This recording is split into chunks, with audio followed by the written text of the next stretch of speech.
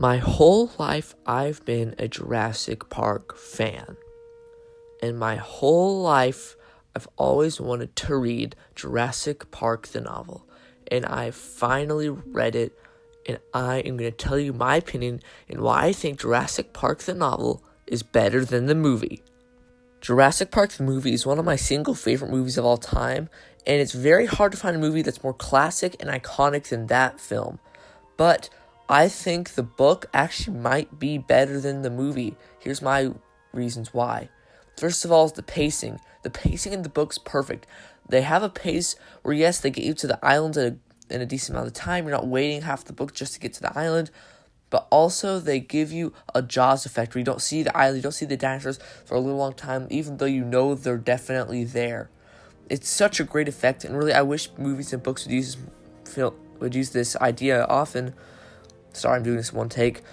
And that's why I loved Godzilla -1 so much. They used the Jaws effect to their advantage, and it turned out in one of the best films of the year. It even won an Oscar.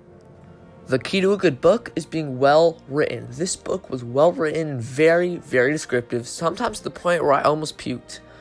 In the Dennis Nedry Dilophosaurus scene, it was just so descriptive. I don't want to explain it because I don't know if there's younger kids watching, but if you know what I'm talking about, you know what I'm talking about. They were very descriptive with all the words, but while still being vague enough so where it's, doesn't feel like it's actually happening to you. I love the way this book is written, and man, I just wish more books would actually use Jurassic Park novel as a baseline. It was such a good book, and I wish more books had the same intentions of being written like Jurassic Park. There's only one true reason anyone reads Jurassic Park the book, is for the dinosaurs. The dinosaurs were amazing in this film.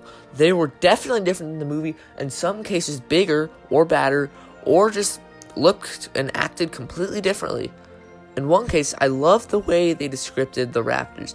They were meant to have a black and yellow stripe pattern, as if like a tiger, except yellow and black. And wow, they were a lot meaner, a lot more fierce in the book. They were a lot more mysterious, and they definitely used the Jaws effect, but still were menacing. I love the way the raptors were in this book, and I just wish Jurassic World could have made the raptors a little more like the book. Maybe wouldn't have liked to see the yellow and black color scheme in the movie, but other than that, I just wish, man, that would be so cool.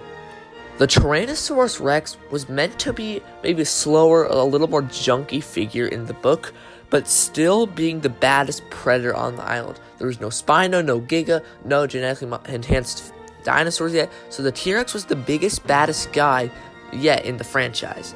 I still have yet to read the Lost World book, maybe that will change my opinion, but as of right now, the T-Rex is the baddest villain out there, him and the Velociraptors. In the book, there was a juvenile Rex, which I liked. I wish that could have been in the first movie.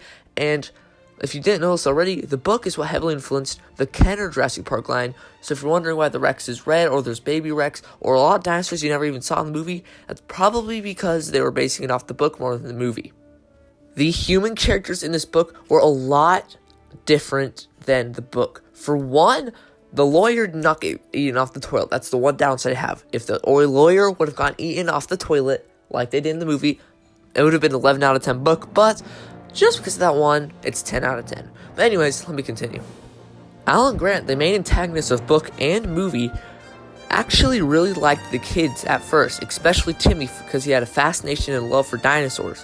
He had read his book and everything, so in the movie, Alan Grant was a little hesitant to the kids at first, and then grew up to them throughout the film. But in the book, he liked Timmy from the start and was very kind and very patient with Timmy throughout the whole book.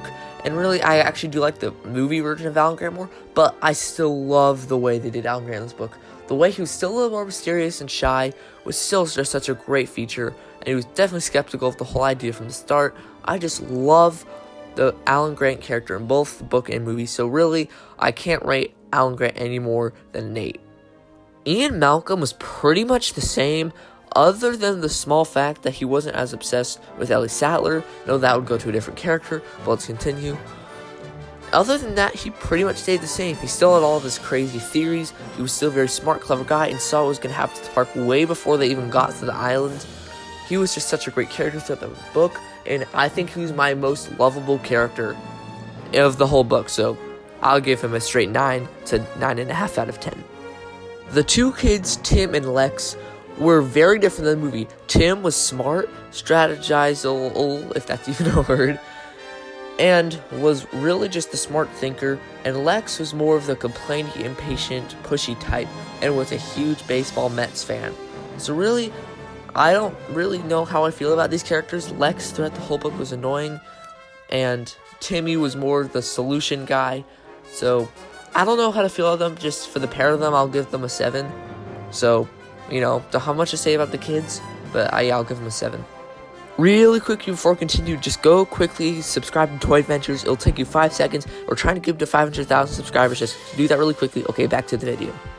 Also, if you want to buy this book, Jurassic Park the novel, it's in the link in the description. Okay, now back to the video.